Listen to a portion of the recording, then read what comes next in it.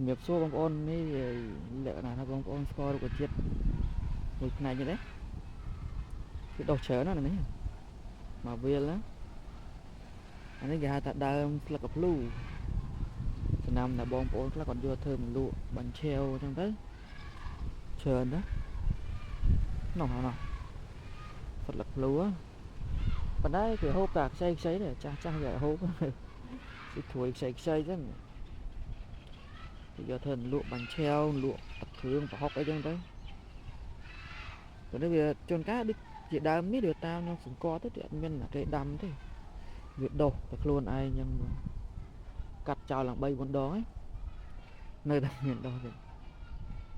ហើយមានដើមម្ទេសដើមអីណាកាប៉ិតសួនកាលឥឡូវគេđangដាំ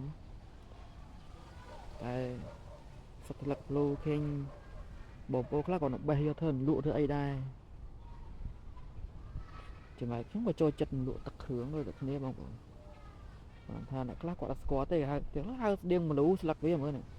ស្លឹកដូចម្លូហ្នឹងបងប្អូនមើលតាមពិតហ្នឹងគេហៅដើមស្លឹកភ្លូឯង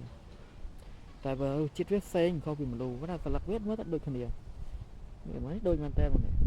ស្លឹកម្លូតាមពិតមែនបងប្អូនដើមស្លឹកភ្លូផ្សេងគេយកមកធ្វើលក់ធ្វើអីហ្នឹងទៅ